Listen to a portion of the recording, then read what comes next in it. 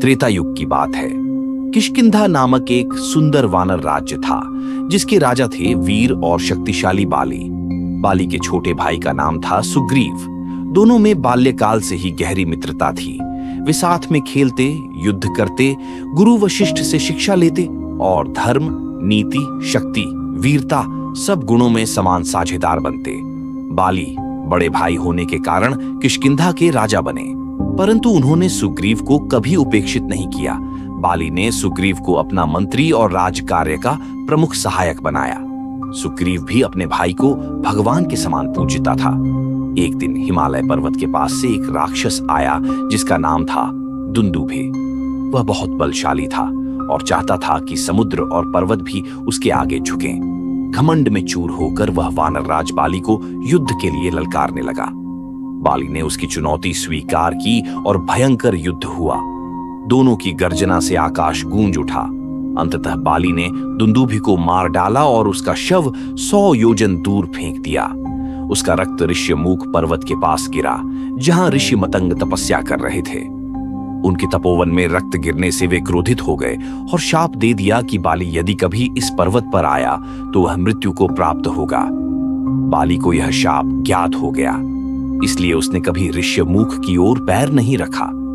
कुछ समय बाद बाली और सुग्रीव को एक भयंकर राक्षस ने चुनौती दी। उसका नाम था मायावी। वह बहुत चालाक और मायाचारी था। बाली और सुग्रीव दोनों ने उसका पीछा किया। मायावी एक गुफा में घुस गया। बाली ने सुग्रीव से कहा, तुम बाहर रहो, मैं भीतर जाता हूं। यदि मैं 3 दिन में नहीं लौटा तो समझना कि मैं मारा गया। बाली गुफा में चला गया। सुग्रीव बाहर प्रतीक्षा करता रहा। 1 दिन, 2 दिन, 3 दिन बीत गए। 7वें दिन गुफा से खून और बाली की कराहने की आवाज आई। सुग्रीव ने समझा कि बाली मारा गया। वह भारी मन से लौटा और प्रजा के कहने पर राज्य का कार्यभार संभाल लिया, परंतु वह स्वयं को कभी राजा नहीं मानता था। वह हर समय दुखी रहता। वास्तव में बाली जीवित था। उसने मायावी को मार दिया था, पर वह घायल होकर बाहर आने में विलंब कर बैठा।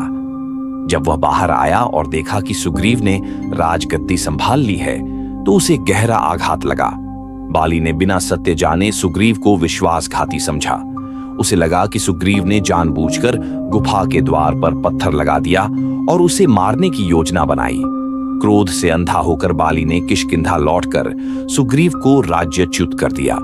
सुग्रीव परिवार को लेकर ऋष्यमुख पर्वत पर भाग गया, वही पर्वत जहां बाली नहीं आ सकता था। वहां वह अपने मित्र हनुमान के साथ निवास करने लगा। हनुमान ने उसे सांत्वना दी और समझाया कि एक दिन सत्य की विजय होगी। सुग्रीव की पत्नी रूमा को बाली ने अपने महल में रख लिया, जो नीति के विरुद्ध था।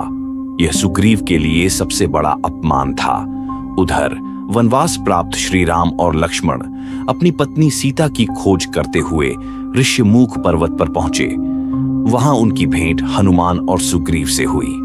सुग्रीव ने श्री राम से अपना दुख बताया। श्री राम ने मित्रता का हाथ बढ़ाया और कहा, मैं तुम्हारी सहायता करूंगा, बशर्ते तुम सीता की खोज में मेरी सहायता करो। दोनों में पवित्र मित्रता का संकल्प हुआ। उन्होंने अग्नि को साक्षी मानकर वचनबद्धता की। श्री राम ने सुग्रीव से कहा, बाली अनीति पर चल रहा है। उसने तुम्हारी पत्नी को बलात् रख लिया है, जो धर्म के विरुद्ध है। मैं उसे दंड दूंगा। सुग्रीव ने बाली को युद्ध के लिए ललकारा। बाली ने यह सोचकर युद्ध स्वीकार किया कि यह फिर से कोई चाल है। वे दोनों युद्ध करने लगे।